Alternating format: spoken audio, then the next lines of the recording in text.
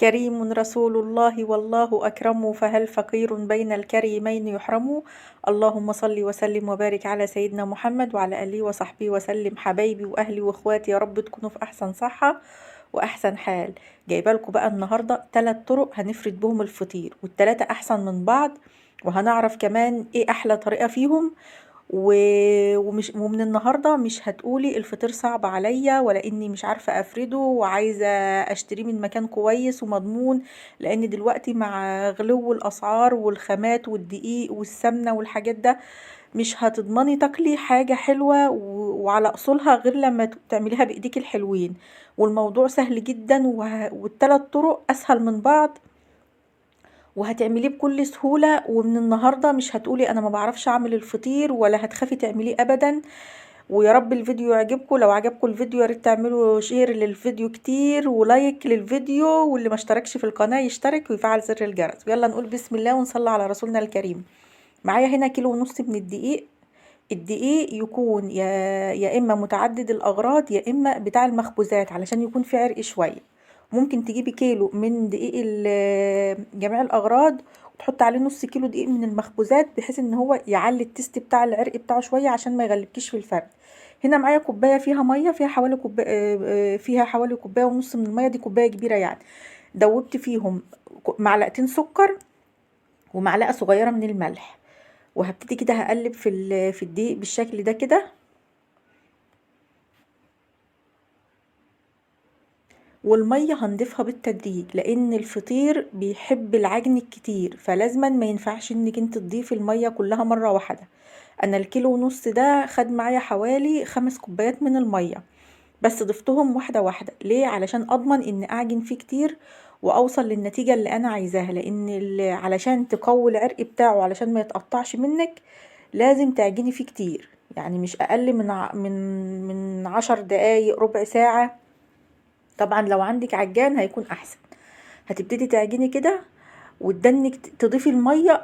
يعني هقول لك ربع كوبايه بربع كوبايه، هي دي طريقه عجن الفطير بالظبط. احنا بنسميها كده في البلد بنلت العجين. يعني ايه بنلت العجين؟ يعني بتضيفي الميه واحده واحده، وتدنك كده تتني ايدك كده وبكف ايدك كده تضغطي عليه كده، اسمها بتلت العجين. طيب ايه فايدة الطريقة دي؟ زي ما قلنا ان هي بتقوي العرق بتاع العجين. الفطير والرقاق الناشف هم بيحبوا كده. لازم تعجني كويس وتعجني كتير يعني، وتضيفي المية واحدة واحدة. طبعا انا ما اقدرش اقولك المية قد ايه، لان انا عايزاها على حسب نوع الدقيق اللي انت مستخدماه. شايفين انا بحط مية قد ايه؟ زي ما انتوا شايفين كده، ب...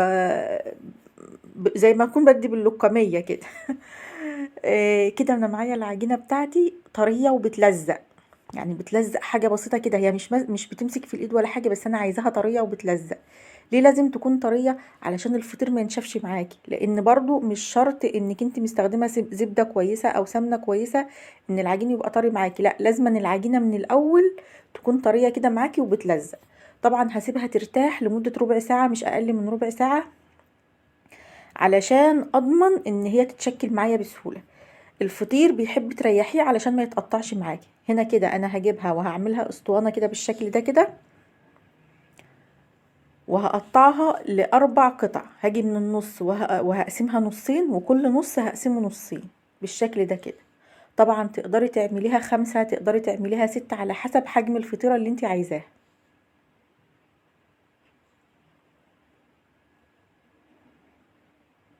زي ما انتوا شايفين كده. وهبتدي كده بالتقريب يكونوا ايه متساويين. طبعا احنا مش هنبيع يعني علشان ان احنا هنوزنه، انما لو انت عايزه تعمليه مشروع في البيت تقدري توزنيه وتحسبي التكلفه بتاعته، وعلى هذا الاساس تحسبي بقى انت هتبيعي قد ايه بكام ومكسبك وكده. الطريقه سهله جدا وينفع مشروع، هيبقى مشروع هايل بصراحه. يعني انا نفسي بفكر اعمله مشروع، وقولوا لي رايكم. زي ما انتوا شايفين كده عملتهم 4 كور،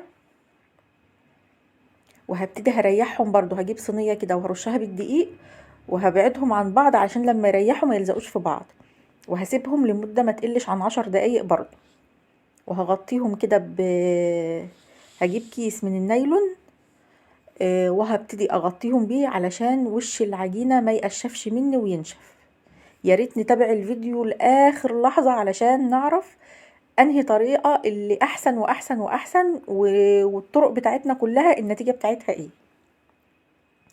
زي ما انتوا شايفين كده، بعد ما ارتاح معايا 10 دقايق، بعد ما قطعته وارتاح 10 دقايق، هبتدي هفرش هحط دقيق كده، على رش دقيق على الرخامة، وهبتدي اجيب اول واحدة معايا كده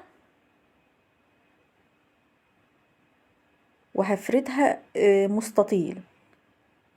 مستطيل سمك اقل من نص سنتي، يعني السمك بتاعه يكون اقل من نص سنتي.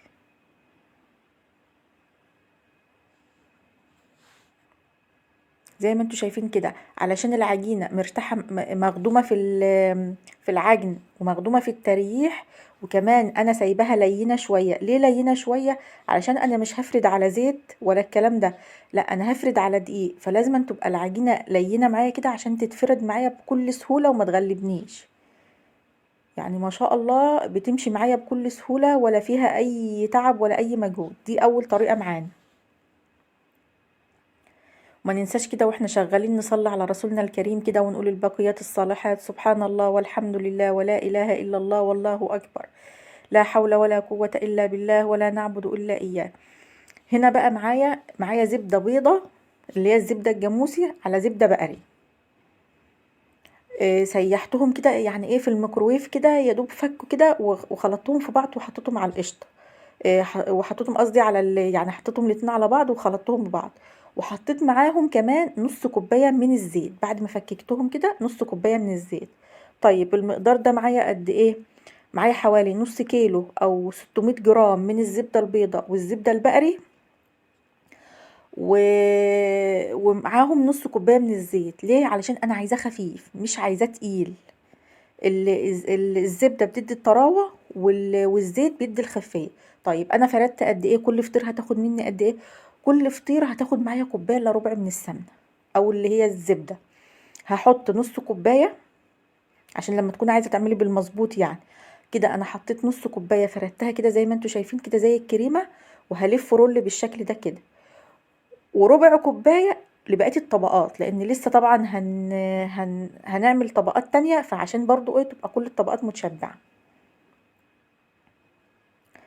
طيب انا لو عامله مثلا، لان وزن الفطيره من دي وهي دقيق حوالي 400 جرام، هنقول 400 جرام، فهحط كوبايه الا ربع من الزيت. طب انا هعملها نص كيلو دقيق، هحط كوبايه كامله من الزبده، 3/4 هفردهم على المستطيل، والربع الكوبايه هسيبه ادهن بيه بقيه الطبقات. يعني النص كيلو دقيق في الفطير بياخد معايا كوبايه سمنه او كوبايه زبده مليانه. دي بقى هنيجي بقى على الطريقة التانية. هفردها معايا كده، بس هفردها معايا دايرة. خليكم معايا يا جماعة لاخر الفيديو علشان نشوف الطرق، يعني هل هتفرق ولا لأ، والنتيجة هتكون عاملة ازاي، وعشان نعرف كمان طريقة التسوية والحاجات دي كلها. هنا كده انا فردتها دايرة، برضو نفس السمك، يعني اقل كده من نص سنتي، حوالي 2 مللي، لان طبعا كل لما بترققيها بتيجي معاكي الطبقات رقيقة اكتر. وزي ما قلنا ما ننساش الذكر والصلاة على الرسول، هو ده اللي هيطلع معانا الحاجة زي الفل. والله العظيم يعني عن تجربة. طول ما انتي واقفة كده شغالة، استغفري، صلي على الرسول، قولي البقيات الصالحات، سبحي. يعني بصي، هو ده اللي هيطلع معاكي كل الشغل زي الفل. اي شغل بتعمليه وهيبقى خفيف معاكي، واي حاجة هتعمليها هتبقى معاكي تطلع مية مية. زي ما انتوا شايفين هنا برضو حطيت نص كوباية من السمنة، اللي هي الزبدة يعني. انا مش مستخدمة سمنة، انا مستخدمة زبدة بقري على زبدة جاموسي على زيت، عاملاها خلطة كده مع بعضيها. زي ما انتوا شايفين كده دهنتها، بتبقى معايا لان انا مفككاها مش مسيحاها. ما تسيحهاش عشان طريقة استخدام السمنة غير طريقة استخدام الزبدة. هنا كده جبت طبق كده، عملت بيه دايرة في النص، وهبتدي بقى ايه اقطع حواليه زي فكرة تقطيع البيتزا كده، بس مش بتوصلي بقى ايه للاخر، يعني مش بتوصلي لنص الدايرة، فعشان كده بنحط طبق ونقطع من حواليه زي ما انتوا شايفين كده. الطريقة دي على فكرة يا جماعة طريقة اخواتنا المغاربة. طبعا احنا بناخد من بعض، هما بياخدوا مننا وصفات واحنا بناخد منهم طرق كده. انا بحط كده بلم القطع اللي انا قطعتها على بعض كده بالشكل ده كده، وبحاول برضو افردها. طريقة بقى الفطير في الفلاحين، بتجيبي كده الفطيرة بتكون حوالي كيلو دقيق، كيلو ونص دقيق، وبتجيبي الطبلية كده بتبقى قطرها متر ونص، يعني تفردي ايديك الاتنين عليها وما تجيبيهاش. فطبعا احنا البيوت دلوقتي والشقق فلازم ان يكون في حل يعني.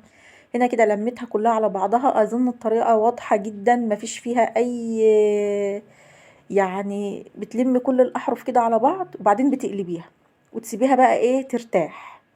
مش لازم نريحها حوالي ربع ساعة برضو.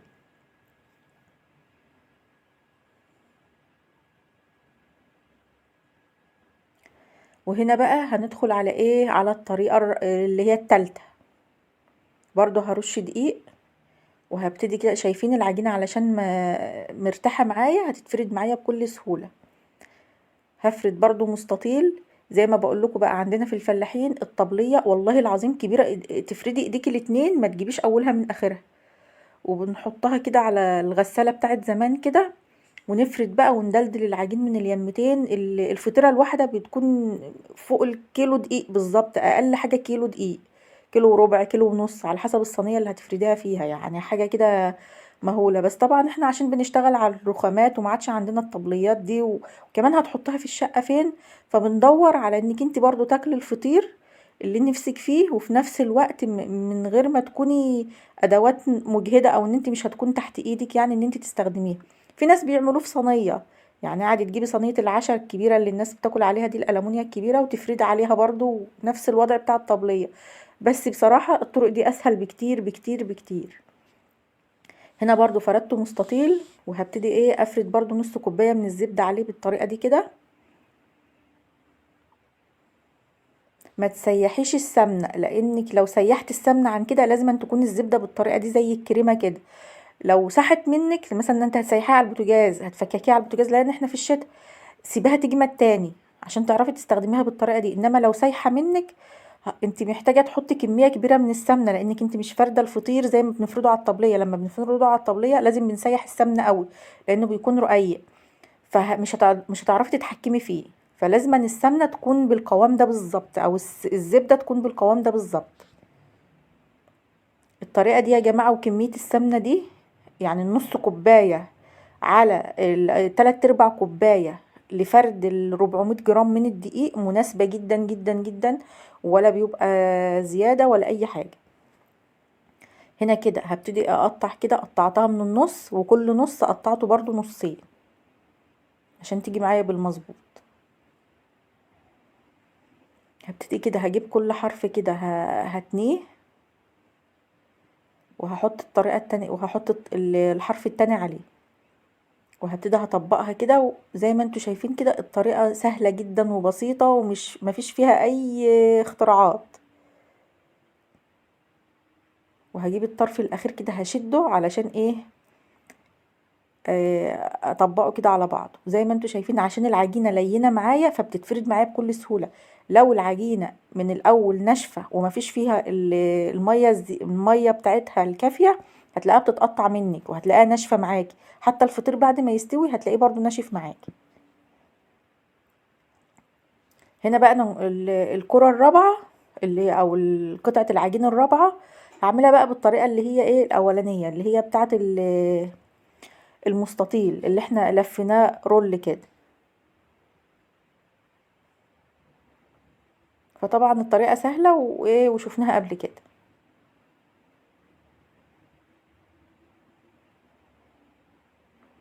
انا نفسي قبل ما اعرف الطرق دي ما كنتش بعرف اكل الفطير غير يا اما بنشتريه، يا اما لازم أنا اجيبه من البلد. بس بصراحة لما عرفت الطرق دي سهلت عليا كتير، لان هجيب منين طبلية كبيرة ان انا افرد عليها بالشكل ده كده وبصراحة يعني ما كنتش بحب اعمل على صينية والكلام ده، بحس ان انا الدنيا بتتزروت معايا. فالطريقة دي حلوة وسهلة وعلى الرخامة كده وملمومة، ولا بتبهدلي الدنيا ولا اي حاجة.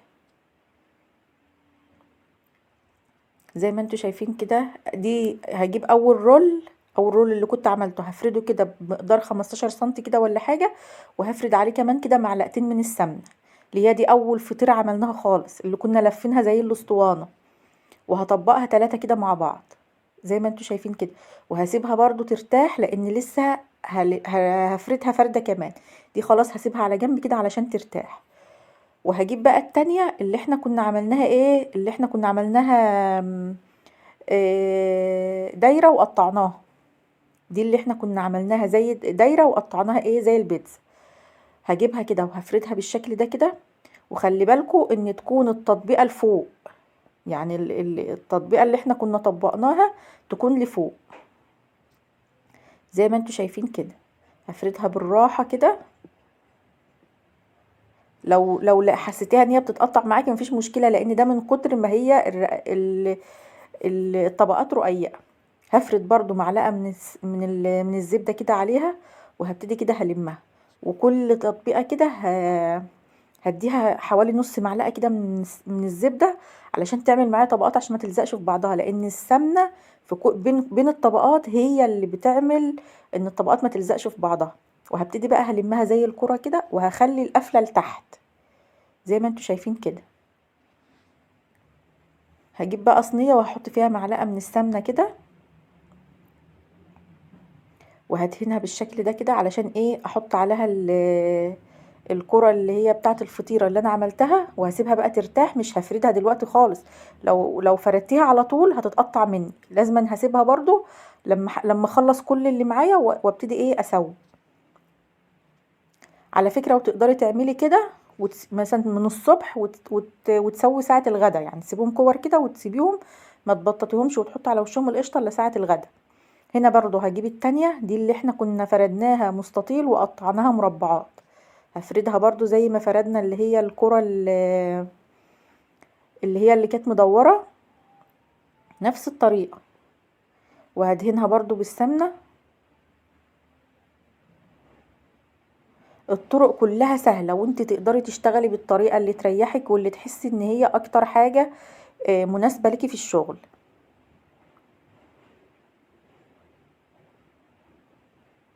اهم حاجه زي ما قلتلك انك انت تريحي العجينه بين كل طبق، بين كل فرده وفرده. واهم حاجه برضو تخلي العجينه لينه معاكي شويه، مش زي ما بتكوني بتعجني مثلا عيش، هي بتبقى عجينتها اطرى من البيتزا شويه زي ما انتوا شايفين كده. بلمها برضو زي الكوره، وبقفلها على بعض بالشكل ده كده، وبخلي القفله لتحت. الموضوع كله سهل اهو، لان انا حطيتها كده لان هخلي القفله لتحت لما احط ادهن الصينيه بالسمنه واحطها فيها.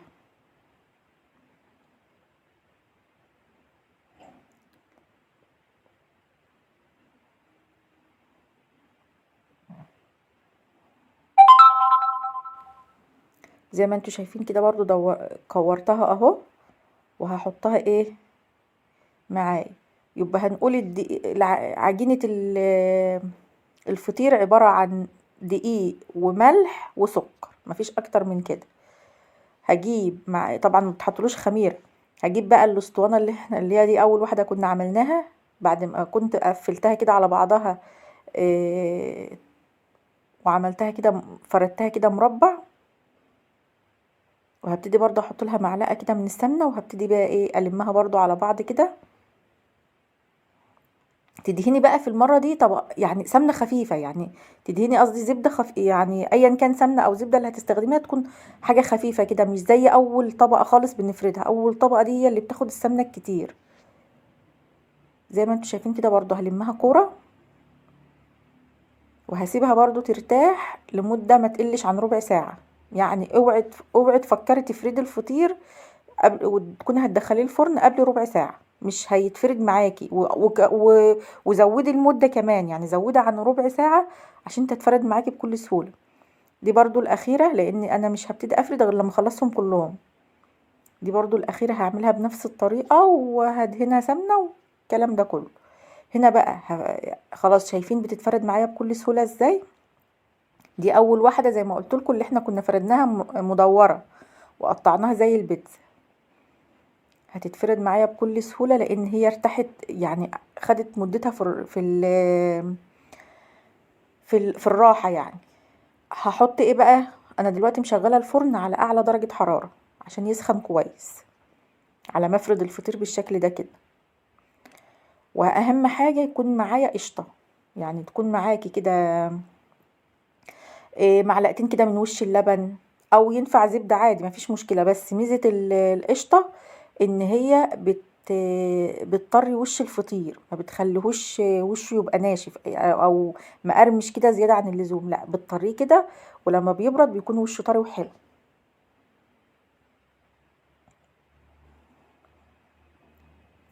شايفين ما شاء الله بتتفرد معايا بكل سهوله. بتفردي بقى بالسمك اللي انت عايزاه. يعني انا هنا بحب الفطير يكون ايه، مش تخين، يعني الرقات بتاعته رقيقه بس في نفس الوقت ما تكونش تخينه كده في ايدي. انا بحب الفطير يكون ايه، رفيع كده بحيث انك انت تمسكيه يبقى معاكي زي رغيف العيش كده، ما يكونش إيه طبقاته تخينه كده ما تعرفيش تمسكيه كده وتاكلي بيه. هنا هجيب التانية وهفردها بنفس الشكل برضو، وهحط عليها القشطه. هما معلقتين قشطه، يعني ما تكتريش، او عايزه زبده مفيش مشكله. بس زي ما قلت لك القشطه برضو يعني ايه بتطري وش الفطير كده وبتخليه حلو. معلش هو الفيديو طويل بس فيه تفاصيل كتير بصراحه. هنا زي ما قلت لك انا مشغله، حطيت الصينيه تحت على الصاجع من تحت، ومشغله من فوق ومن تحت على اعلى درجه حراره. طب انت الفرن بتاعك ما بيشتغلش من فوق ومن تحت، شغلي من تحت، واول ما تلاقي وشها احمر وما بياخدش اكتر من 10 دقايق شغلي الشوايه برضو على اعلى حاجه، او طلعيها تحت الشوايه لمده 5 دقايق هتلاقي طلعت معاكي زي الفل. دي اول واحده اللي هي المدوره اللي احنا قطعناها زي البيتزا. شايفين ما شاء الله، هي دي اول واحده اللي قطعناها زي البيتزا. شايفين خفيف، هو بيتكلم عن نفسه مش محتاج حاجة، طري وفي نفس الوقت. شايفين القعر بقى غير الوش، لان الوش دهنه قشطه، فالوش بتاعه طري مش مقرمش كده زي القعر.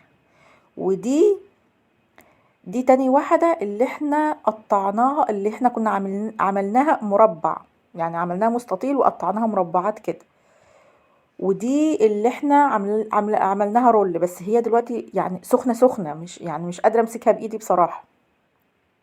يعني ما كنتش قادرة امسكها بايدي علشان ان انا ايه اشيلها زي التانيين، كانت لسه طالعة من الفرن. هنا بقى هنشوف بقى دلوقتي ده اللي احنا عملناه. دي اول واحدة طبقاتها، اللي هي اول واحدة اللي احنا عملناها ايه اللي كانت مدورة وقطعناها زي البيتزا. انا هقطع لكم واحده من دي وواحده من دي عشان ايه برضو ما بوظهوش كله يعني. ودي اللي احنا كنا عاملينها رول طويل وطبقناه على بعض. شايفين بصراحه كلها زي بعضها، بس انا بالنسبه لي بحب اللي هي الرول الطويل اللي بنطبقه كله، اللي بنطبقه كده بفرده رول وبرجع اطبقه كده على بعضه. بصراحة بتجيب معايا طبقات كمان اكتر، بس كلهم حلوين مفيش اي مشكلة خالص. ويا رب الفيديو يعجبكم واكون قدرت افيدكم ولو بمعلومة صغيرة. وما تنسوش بقى لايك وشير وسبسكرايب لسفرة وسام لو الفيديو عجبكم، واشوفكم في فيديو جديد، والسلام عليكم ورحمة الله.